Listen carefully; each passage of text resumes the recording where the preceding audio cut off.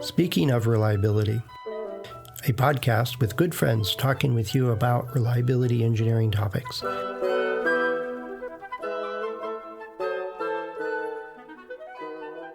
Welcome to Speaking of Reliability. This is Fred Schenkelberg. And this is Mojan Sohi. Hi, Fred. I like many times when we get together. This time we weren't trying to challenge each other and throwing topics at each other and stuff like that. We were talking about basically change management.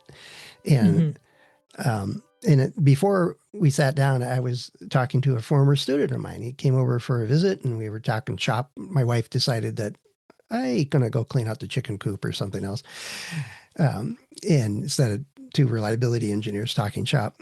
And he was talking about, the difficulty of change management, especially with folks that are kind of really set in their ways and the system is, there's no consequence to not meeting deadlines or creating a good product or getting yield up or whatever it is. And that's frustrating. And I think we kind of got to the point where it was, well, they're just not listening. It's like, okay, that sounds like a title, and you'd want to make a T-shirt. So I do. And it's not unique to just reliability engineering. I think you know that. Agreed. Yeah. If you, it goes back to think of the behavior in even grade school. In most schools, there's desks, and you come in and you sit down. And unless the teacher has a seating assignment for some reason, whatever desk, even in college, whatever chair or desk you pick at random the first day, and it may be you like to be up front, you might want to be in back, wherever your preferences are, you get a seat. And nobody puts your name on it. Nobody puts a barrier around it that only you can get to it. But it ends up being your seat the whole semester, the whole school year sometimes. Yes. Right? Where's that come from? Why do we do that? It's a great question. It's almost like a first impression type thing. Like it's just decided. Right. Yeah. It's not voted on. It's not formalized. It's not like a big lottery. It's nobody's playing music and there's only one chair too short. Otherwise you have to stand up the whole time. There's none of that.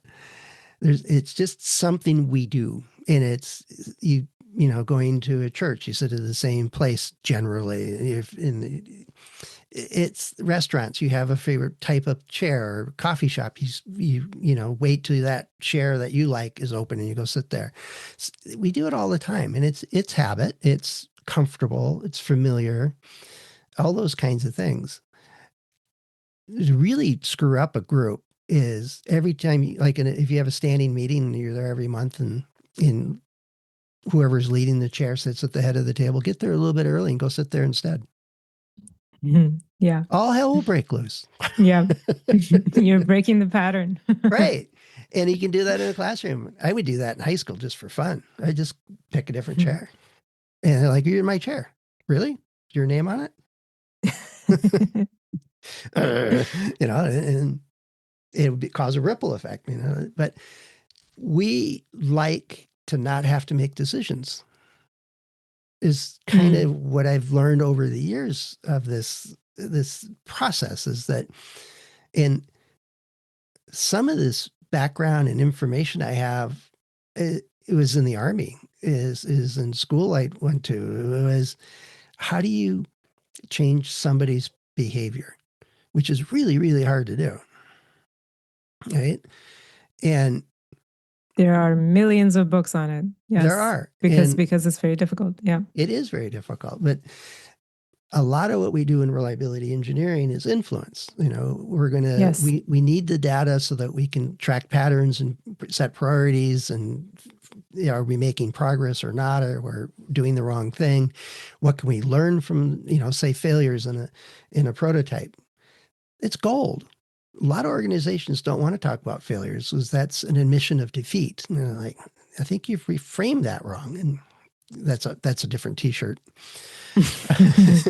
But the idea See, is now you're getting on board. yeah, I think you already recorded try that. try as you might, you can't resist this movement, Fred. I know. I want final sign off on the artwork though. That's fine. But the idea is that we, in general, as people, are creatures of habit. And if it's a decision we don't need to make, we're not going to make it. And when you can say, hey, there's a better way, the barriers go up right away. That, well, what's wrong? You're saying what I'm doing now is wrong. They might not think that consciously, right? Yet that's one of the barriers that goes up. It says, and who are you to tell me what to do? There's another barrier, just where do they think they're in the pecking order versus everybody else. There's dozens of reasons why somebody says, oh, we really should turn right up here. And they don't. They might actually know a better way and just don't have time to tell you about it. And others is, well, we always turn right here, and everything in between. So the part of, and Carl and I wrote about it and talked about it at length. How do you actually do this? How do you convince somebody else to do something different? And that we were talking about it in the context of a reliability plan, right? But it almost always comes down to, and you can't use a t-shirt on this one because I didn't make it up, is what's in it for them? What's in it for me? The whiff them. And if say the technician is, or I think it was Alex mentioned that, they're getting all these failures and they just anecdotally know that it's just, they always have all these failures on this particular part of it. And they just keep seeing it. And I actually ran into a completely different story than Alex's, or what you were talking about earlier. Was I ran into a repair lab that it was an incentive of theirs not to report the enough details that it could get fixed because they got paid to fix things. So they happy to see the same thing show up because it was easy and quick and they could charge a good amount for it. Their profit margin was great. So they didn't bother reporting any of that stuff. It was in their own benefit. So almost all the time, it's where's the money? What's in it for them? If they're looking at if I didn't have failures to repair and fix, what would I do all day? Do you need a tech to do repairs if there's no repairs to do? It's not an unreasonable thought, especially with all the layoffs going around these days. Right? Others are, well, I know what I'm doing, and if you want me to do something else, I'm not comfortable with that. And that might not be a conscious thing, but it may be part of the motivation. So it might be, let's record these and look for patterns and trends and set priorities and actually fix things, may go against what's in it for them. And it may actually be an unconscious assessment of that. Right. You could ask somebody, why don't you write this down? And they'll give you 47 reasons why. It was, well, we never look at it. We never do it. Nothing ever happens with it. We got too many. They're all unique. We keep changing the design, on and on and on and on. They're all just excuses to shield what's actually happening is they don't want to change. Right. And you could have a boss saying this is a high priority. But if there's no consequence, last week was something else was a high priority. And the week before that was something else was a high priority. I'll just do the ones I like. So what do you do? What can you do? What are the options you have available? Making t-shirts is not one of them, by the way. I don't know. I think t-shirts go a long way. Well, we'll have to try. As much as I don't, I think there's, it's funny because I have always been against t-shirts actually. So this is kind of just not because of what they stand. It's just more stuff. Like I just don't want to have more stuff. But I have seen a sense of camaraderie happen when you do get a thing that is, that says something that you believe in, or it's, and you're all wearing it. But anyways, making t-shirts is aside. It could work if that's part of the culture, that's recognized as a reward. Just don't send it to the warehouse in Right. Belgium, because Yes. thing. They're going to go, why are you sending us underwear? Yes. We'd never wear this outside the house, or without a shirt over it, kind of thing. Right. That's a Right. true story. Styles And are very different in different parts of the world. they Yes. are very different. Yeah. But one way I saw change happen, it was when I was at Raychem. It was a long time ago, and the CEO had, I don't know, a dozen divisions, and we're all within walking distance of each other. I think one of them was a half mile away from somebody else, but most of them were in the same building, essentially, same complex.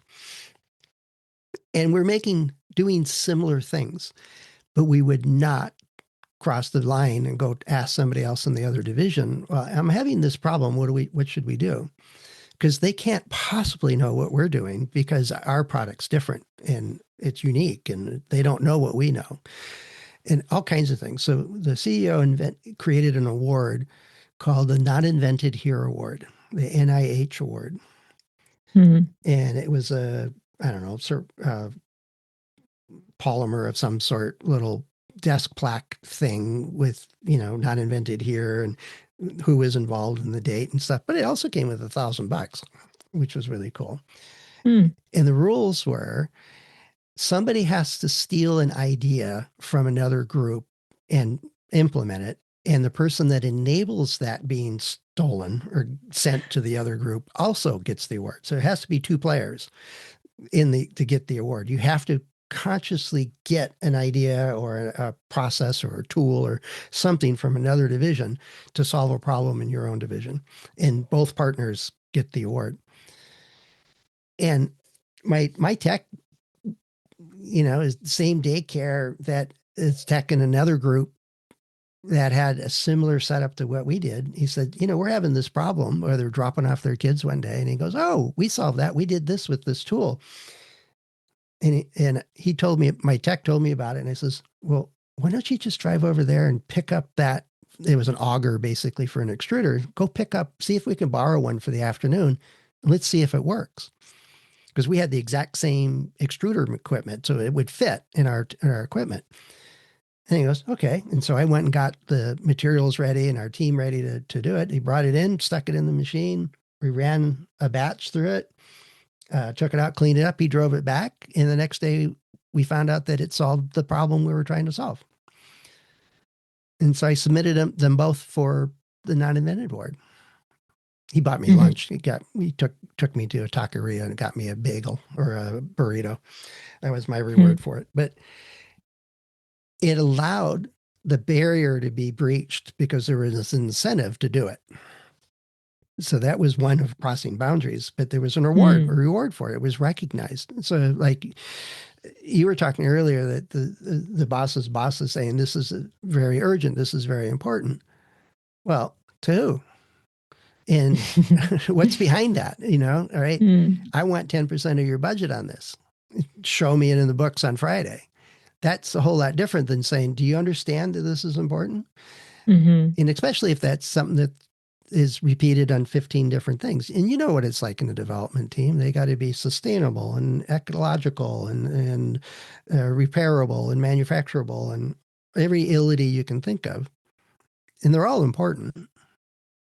So unless it's really clear, this is, a must do thing and there's consequences, or better, there's a benefit to doing it, then it's an easier, not sell, but the people you're trying to influence can say, oh, if I do this, this good thing happens to me. I have less repairs later to worry about. I can meet deadlines and I get, an incentive to get promoted. There's all these different motivations, some intrinsic, some extrinsic. But our job, because we're influencers, not in the TikTok kind of way. God forbid. Yeah. Maybe that's our next career path. We're going to write this up on TikTok, and it's going to go viral. Everybody will be doing reliability for a week, and it'll go away. But the idea is that there's a lot of stuff going on. There's all kinds of forces at play along with what's important to the individual.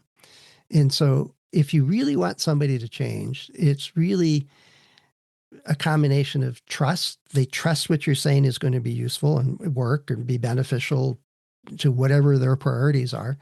And two is that you were able to couch it in a way that they can sort out that it's in their own interest to do it. Even better if they believe it's their idea, right? Inception. Yes. Well, I wouldn't put it that way. Perform inception, make it think it's their own idea. Yes. Well, I mean, who is it? Socrates, the Socratic method of teaching Yeah. is Ask a lot basically, of questions. it's not just ask a lot of questions, it's ask the right path of questions so that somebody can put the dots together and go, aha, that's why I want to do that.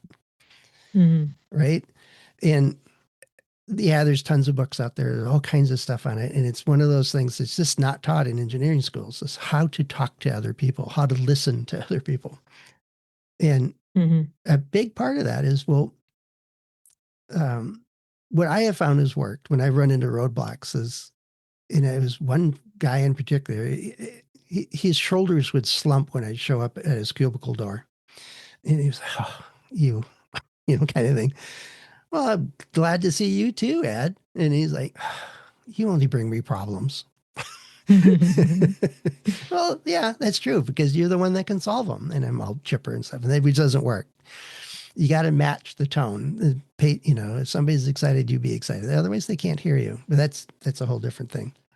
But the idea is that I said, well, yeah, I bring you a lot of problems, but you're the guy that has to solve these things because of what we're working on and stuff. And he goes, yeah, I understand that, but I got enough problems already. So, well, is there anything I can help you with? And he goes, yeah. And this was when I was working at HB, and I was part of the manufacturing team, and I was working as a liaison back to the development team. And basically I said, no, you can't build that. It's not allowed, or we can't assemble that, or vice versa. It was like, we would say, you have to do it this way because that's where equipment is set up, where this vendor is set up, or whatever.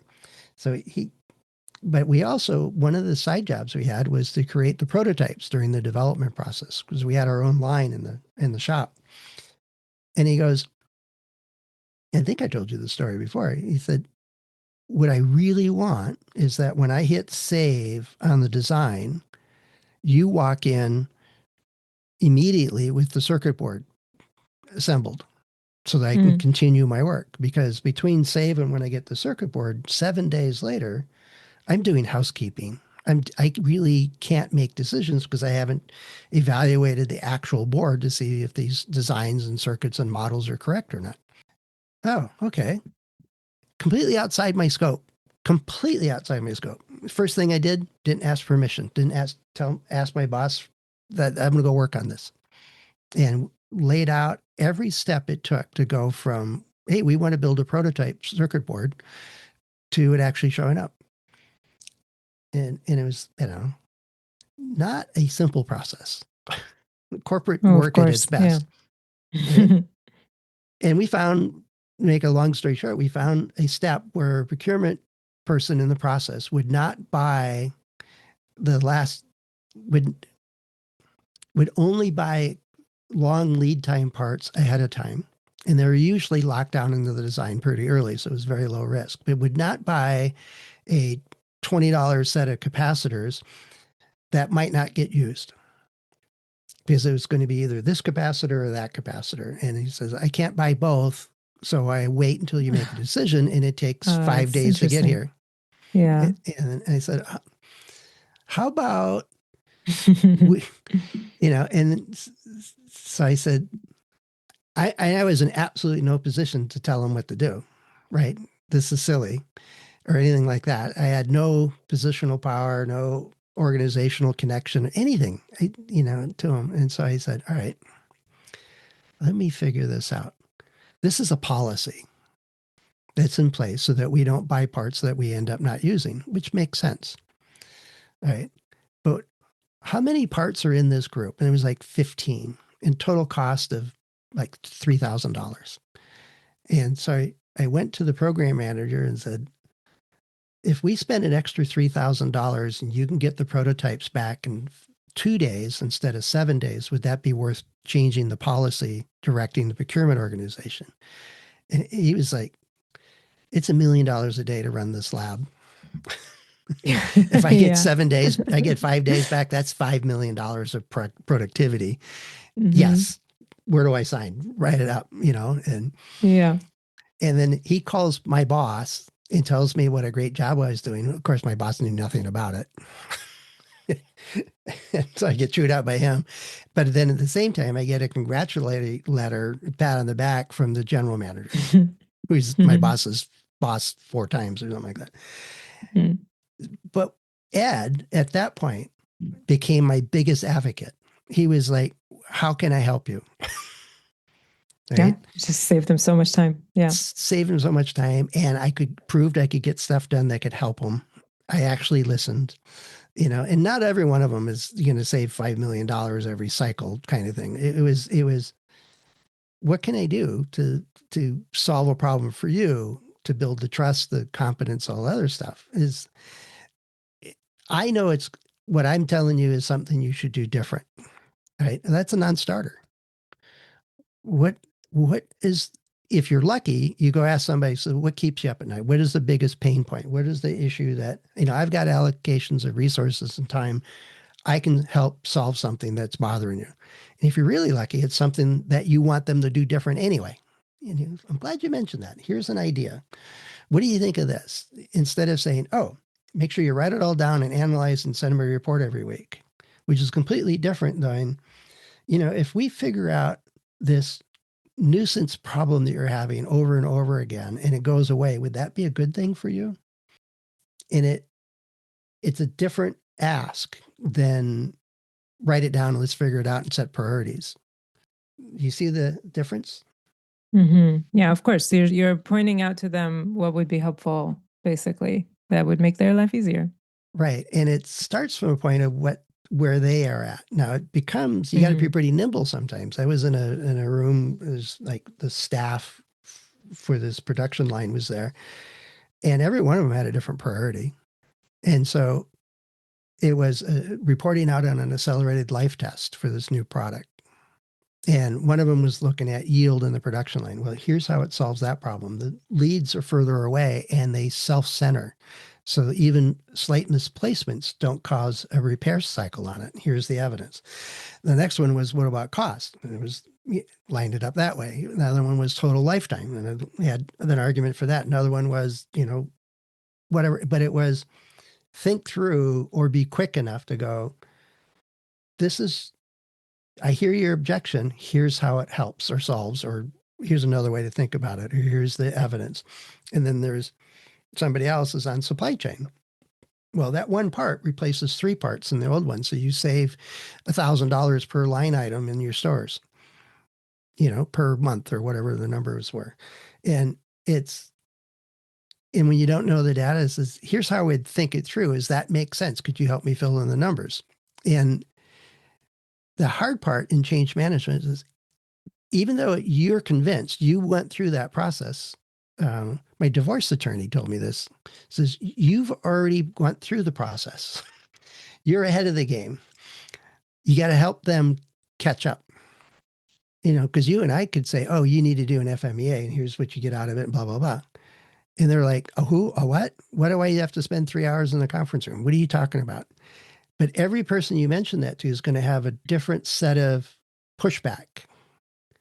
And that's where I think a skilled change manager, even though I don't think that's actually a title for anybody, nor should be, because nobody would listen to you.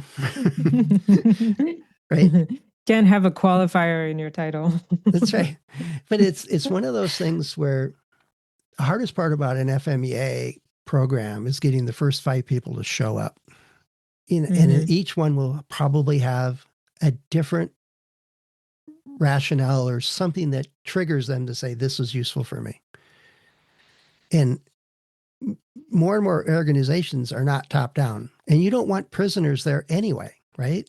You don't want their boss to say, all right, you 5 show up, be there. And then they're all just dead bodies in chairs looking at you like, is this done yet? Hmm. right? You want them to be engaged, and that's the finesse part. That's understanding each person's set of motivations, what's in it for them. Sometimes it's competitive. Oh, if Sarah's going, I got to be there to make sure I don't miss out on anything.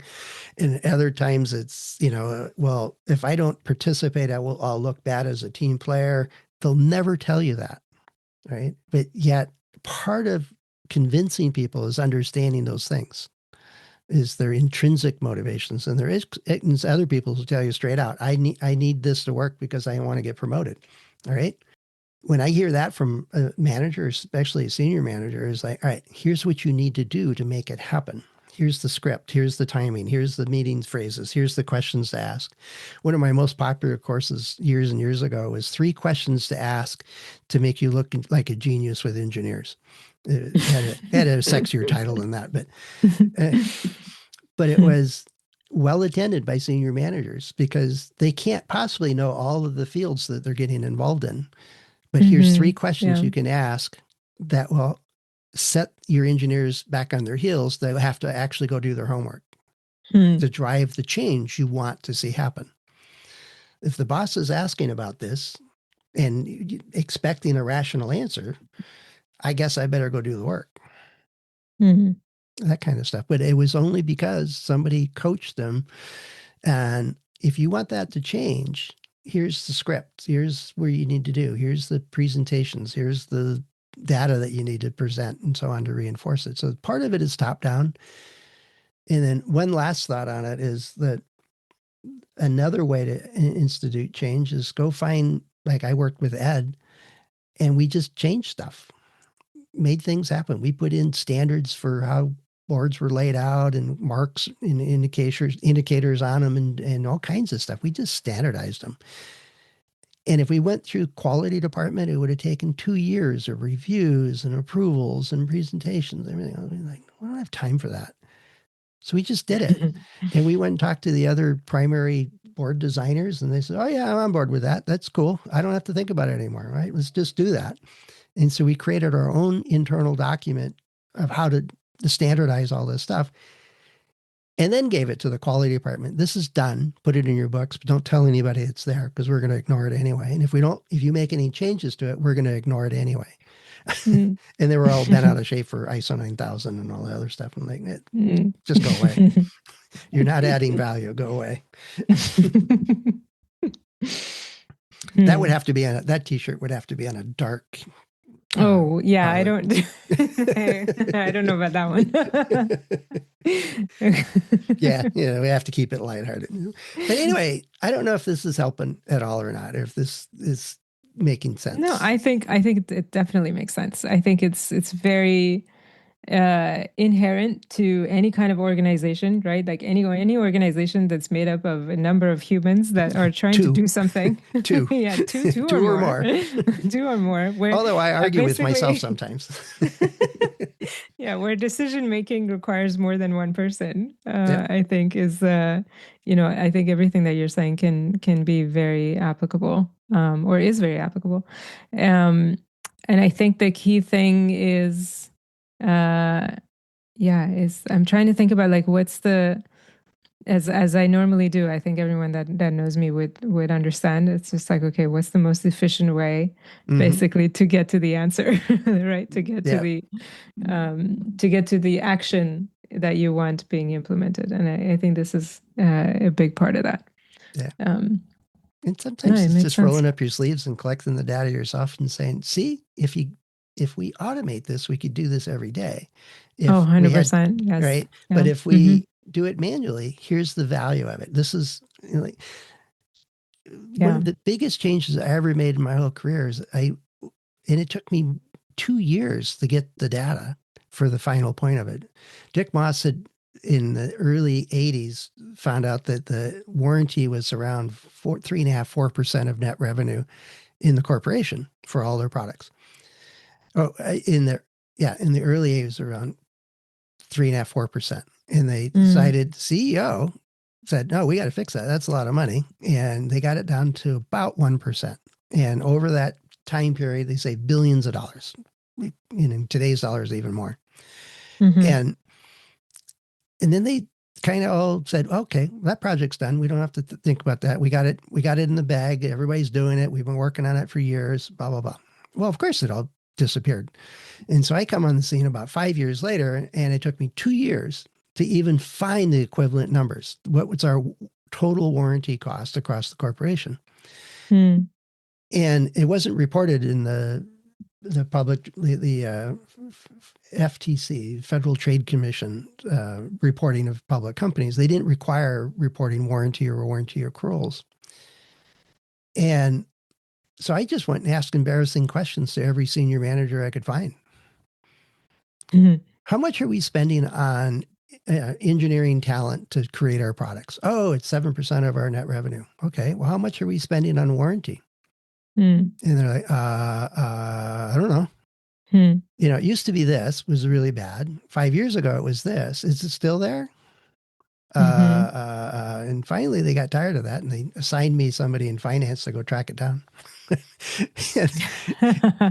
And I got a number, and it was back up to 4%. And when the company was much, much larger at that point, so this was billions of dollars of warranty expenses that nobody was managing or tracking or monitoring. Yeah. And we called it the V chart. And I knew it was successful when a handful of senior vice presidents were using it with their name associated with it. They made it up. I'm like, fine with me. And it made a huge change in the company.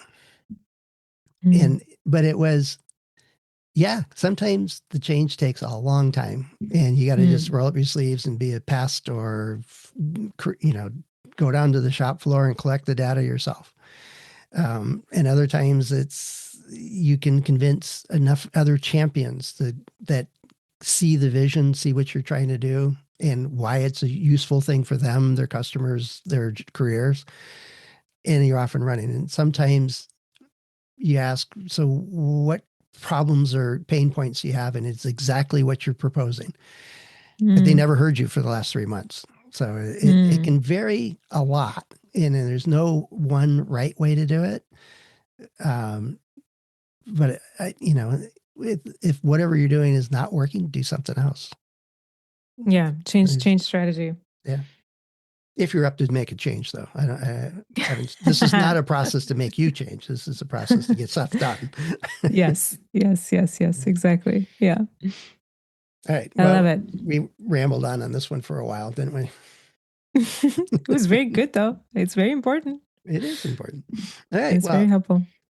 For a change, we could ask our audience to see what they think of this. We ask that all the time. Well, the hell of that. You know what to do. You know? Yes. We always look for questions and stuff. And today, some of it was sparked by one of my formal students. I'm pointing at my deck like you could see me.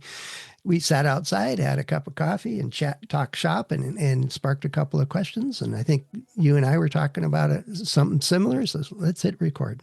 So, but if you're listening to this and like to spark that yourself, listen to one of the other episodes where you'll hear how to do that. And other than that, I'm not going to summarize it anymore. So thanks, Mojan, for the discussion, or at least listening to me ramble on this stuff. And thank you. All right. And we'll talk again soon. It was a great discussion. Awesome. Thanks for listening to Speaking of Reliability. We invite you to join the conversation. If you have a question or a topic that you think we should discuss in a future show, please let us know. You can find a comment box below the episode show notes, or just leave a note as part of a review on iTunes.